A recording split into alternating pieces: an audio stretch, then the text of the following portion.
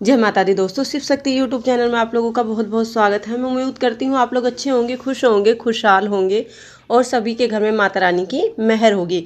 तो दोस्तों, आज मैं बात करने वाली हूँ कि आप बालाजी महाराज को कैसे प्रसन्न कर सकते हो या कैसे खुश कर सकते हो। मात्र एक श्री हनुमान जंजीरे का पाठ करने से आप हनुमान जी को बहुत शीघ्र ही प्रसन्न कर सकते हो। जैसा कि आप लोग जानते हो कि जो बालाजी महाराज है, हनुमान जी हैं, वो एक जागृत देवता हैं और उनकी शक्तियाँ बहुत जल्दी जागृत हो जाती हैं और वो आपकी पूजा पाठ से बहुत जल्दी प्रसन्न हो जाती हैं। तो जो हनुमान जंजीरे का पाठ है, इसको करने से क्या होता है, क्या लाभ होता है, ये कैसे करना चाहिए, मैं सब कुछ आज आपको इस वीडियो में बताने वाली हूँ। सबसे पहली बात, जब आप हनुमान जंजीरे का पाठ करते हो तो आप, जो कहा जाता है कि हनुमान की जो जंजीर होती है उससे आपके घर में जितनी भी नेगेटिव शक्तियाँ होती हैं वो उन सारी नेगेटिव शक्तियों को, नकारात्मक ऊर्जा को बांध लेती हैं, ख़त्म कर देती हैं। आपके घर में नेगेटिव चीज़ों का नाश हो जाता है। जैसा कि आप लोग सभी जानते हैं कि जो बहुत से संकट ऐसे होते हैं कि हम कितने ही ओझा, कितने ही बहुत से भक्तों के पास जाते हैं, वो वहाँ नहीं करते हैं, मगर मात्र एक बार बालाजी के दर्शन करने से, या जो मरीज होता है उसको एक बार बालाजी के दर्शन या वहाँ उसका शीश झुकाने से ही बहुत से व्यक्तियों के बहुत बड़े बड़े संकट वहीं समाप्त हो जाते हैं। कोई संकट बहुत बड़ा हो तो उसके लिए 2 या 4 या 5 बार जाना पड़ता है। तो ये सब कुछ आप लोग जानते हैं, मगर आज मैं आपको सिर्फ श्री हनुमान जंजीरे के पाठ के आपको फ़ायदे बताने वाली हूँ। जो हनुमान जंजीरा है वो मैंने डिस्क्रिप्शन में उस डाल दिया है, आप उसमें से उस पाठ को देख सकते हो और सुबह शाम सिमरन कर सकते हो। हनुमान जंजीरे का पाठ करने से क्या होता है, जो बालाजी महाराज होते हैं उनकी कृपा आप पर हो जाती है। आपसे वो बहुत ज़्यादा प्रसन्न हो जाते हैं अगर आप सुबह शाम एक नियम बांधकर उनकी पूजा पाठ करते हो। और क्या होता है, जब बालाजी महाराज आपसे प्रसन्न होते हैं, आपकी पूजा भक्ति से प्रसन्न होते हैं, तो बालाजी महाराज आपको अपने दूत प्रदान कर देते हैं। मतलब कि जो आपके घर से सारी नेगेटिव चीज़ें हट जाती है और भगवान आपसे खुश हो जाते हैं। भगवान खुद नहीं, आपके शरीर में खुद भगवान नहीं आएंगे ना, वो सिर्फ अपने रूप में अपने दूतों को आपके साथ भेज देते हैं। वो आपको सिर्फ उनके दूतों की प्राप्ति हो सकती है, भगवान तो हमेशा ही आपके साथ रहते हैं। और जब आप हनुमान जंजीरे का स्मरण करते हो तो कितना ही बड़ा संकट क्यों ना हो आपके घर में, कितनी ही नेगेटिव एनर्जी क्यों ना हो आपके घर में, सारी नेगेटिव शक्तियों का नाश आपके घर से धीरे धीरे होता है, ख़त्म होने लगता है। यह 21 दिन का पाठ होता है, एक नियम होता है। या तो आप 21 दिन पाठ कर सकते हो या आप 11 दिन कर सकते हो। ऐसा करने से आपकी घर की जितनी भी नेगेटिव एनर्जी होती है वो घर से बाहर जाने लगती है और घर में एक पॉजिटिव माहौल बन जाता है, अच्छा सकारात्मक परिवार में माहौल हो जाता है। और क्या होता है, देवताओं का वास आपके घर में। जो नेगेटिव चीज़ें जब नेगेटिव चीज़ें जाएंगी तो हनुमान जी जो महाराज है खुश हो जाते हैं। तो उनकी जो पवित्र दूत हैं, उनकी जो शक्तियां हैं, उनका वास आपके घर में हो जाता है। और आपके घर में चाहे कितनी ही बड़ी से बड़ी नेगेटिव शक्ति हो, अगर आपने नियम से, कायदे कानून से बालाजी महाराज की सेवा भक्ति भाव करते हो तो आपकी सारी मनोकामना शीघ्र से शीघ्र पूर्ण होने वाली होती है। क्योंकि जैसा कि मैंने पहले भी बताया है कि हनुमान जो देवता हैं वो जागृत देवता हैं, वो बहुत जल्दी प्रसन्न होते हैं, बहुत जल्दी खुश होते हैं। उनको खुश करने का एक सिंपल सा काम है राम नाम का जप। आप कुछ भी नहीं कर सकते तो आप राम नाम का जप तो कर सकते हो। राम नाम के जप से ही वो बहुत जल्दी प्रसन्न हो जाते हैं आपको।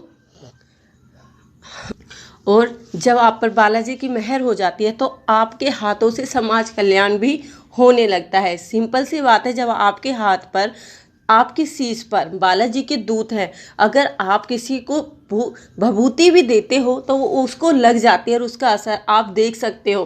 किसी दुखिया के दुख आप काट सकते हो, या आप काट भी नहीं सकते, आप उसको बता सकते हो कि आपको यह दुख बाधा है, आप बालाजी चले जाओ, या आप इसे दिखा लो, आपके घर में बहुत बड़ा संकट आने वाला है।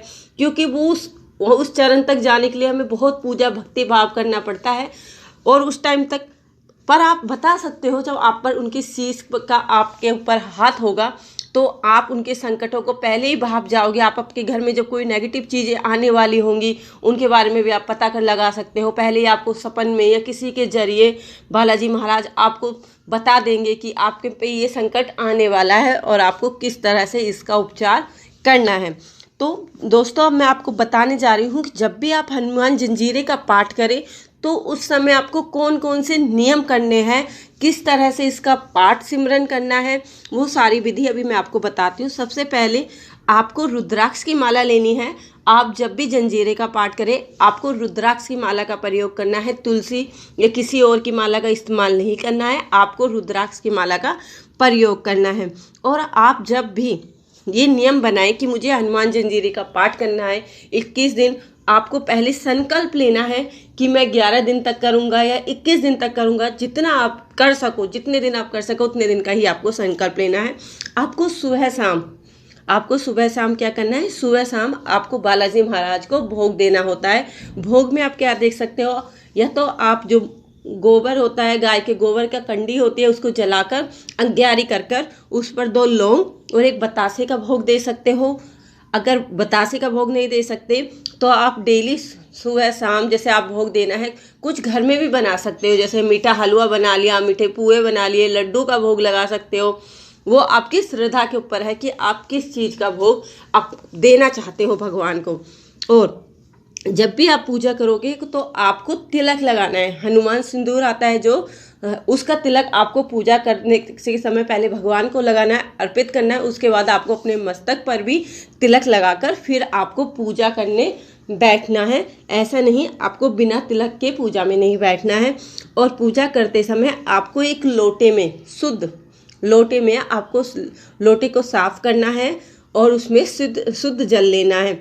और जो माला है वो माला जो आपको जंजीरे का पाठ करना है, एक माला आपको सुबह फेरनी है और एक माला आपको शाम को फेरनी है। ये आपको नियम बनाना है। और मंगलवार और शनिवार के दिन आपको हनुमान जी को चोला अर्पण करना है।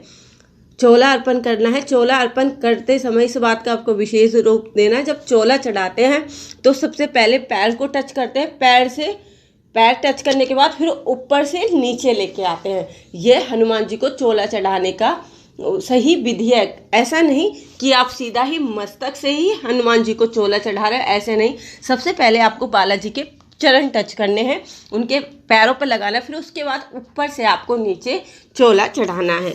यही है चोला, इस प्रकार चढ़ाया जाता है।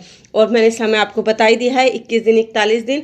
और नियम क्या होते हैं जैसा कि आप लोग जानते हो, जब भी बालाजी महाराज की हम सेवा उठाते हैं तो प्याज, लहसुन, तामसिक चीज़ों का हमें सेवन नहीं करना होता है। जब आप सेवा उठा रहे तो आपको पूर्ण ब्रह्मचर्य का पालन करना होगा। पूर्ण ब्रह्मचर्य का मतलब ये नहीं कि आपको मानसिक रूप से भी और शारीरिक रूप से भी आपके मन में भी नेगेटिव चीज़ें हैं ये आपको नहीं आनी चाहिए। तो ये सारी विधि है जब आप हनुमान जंजीरा का पाठ करें। तो दोस्तों आज के लिए इतना ही, हम मिलते हैं अपने अगले वीडियो में। उस टाइम तक आप हमारे चैनल के साथ बने रहिए। अगर आप लोग मेरे चैनल पर नए हो तो प्लीज़ मेरे चैनल को लाइक, शेयर, सब्सक्राइब करना ना भूलें और बेल आइकन को ज़रूर प्रेस करें, जिससे कि मैं कोई भी नई वीडियो डालूँ तो उसका नोटिफिकेशन आप लोगों को सबसे पहले मिल सके। तो आज के लिए इतना ही। जय माता दी दोस्तों।